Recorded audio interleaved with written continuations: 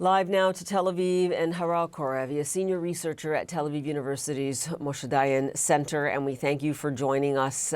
Listen, you and I have been listening to these public pronouncements now for weeks, and from all sides, frankly, it's been quite reductive. When we know that, both politically and militarily, this is incredibly complicated. What is your take on the U.S. saying they would like Israel to restrain its operations in Gaza?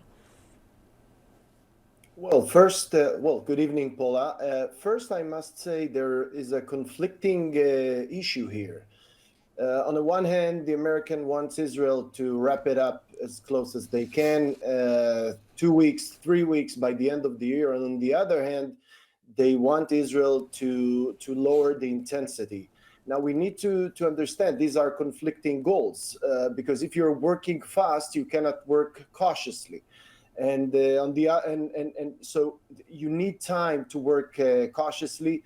By the way, the Israelis want their army to work cautiously. There's no advantage in collateral damage or in of course jeopardizing our own soldiers. We just lost 10 soldiers and senior officers 2 days ago. You probably heard about it, in a compound that otherwise could be destroyed from the air. But exactly because of such requirements that both America and Israel set to themselves, they used infantry and not the Air Force. So this is an issue that we're dealing at the moment, and we need to understand it's conflictuating.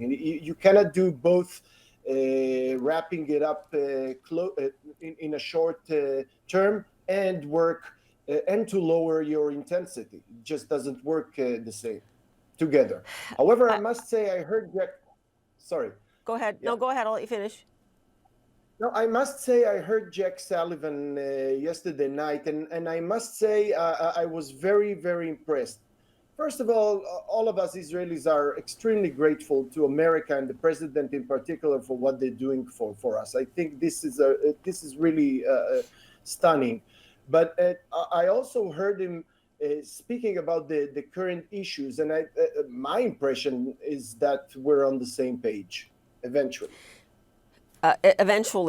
I'll leave that point for a moment, but you know as well as I do that it is possible for Israel to do one or the other. It is a very sophisticated fighting force, despite its failings on October 7th. It can be surgical if it took its time. What perhaps, though, one has to look at is whether or not even what they are doing in Gaza at this hour, and we just saw smoke rising from the border area again, that it's against Israel's national interest to continue to do this in Gaza.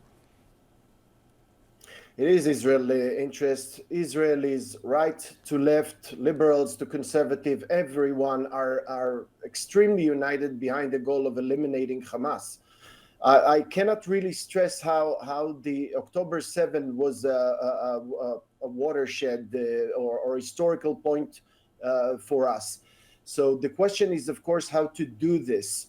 As a researcher, I checked the ratio, and I must say, I still didn't find an army that can do it in the same ratio that the IDF is doing it, something like 1 to 1.5. Those areas, we need to understand those areas that are... It's 2023. Most people do expect, especially from the IDF, a more sophisticated prosecution of the war.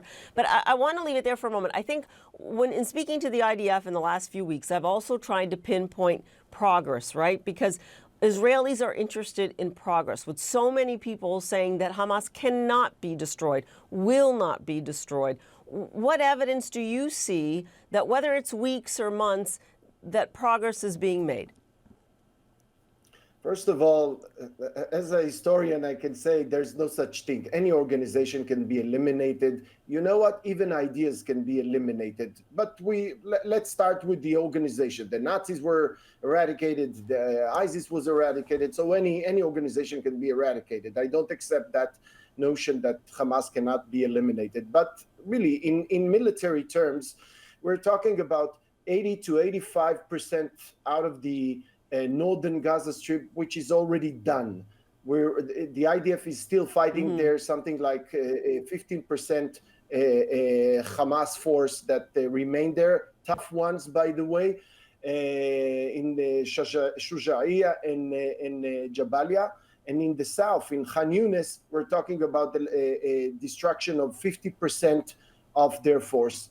By the way, I just saw yesterday IDF spokesperson stunning videos about new technologies to fight them underground. And I must say, if that's not surgical, I don't know what is surgical. Yeah, and I understand you, but you know as well as I do that the civilian death toll has been absolutely staggering. And I think when we say surgical, that is what is meant by those people on the ground who feel that the bombing is indiscriminate. And those are Joe Biden's words, not mine.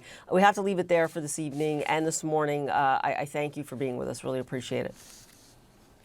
Thank you, Paula. Have a good night.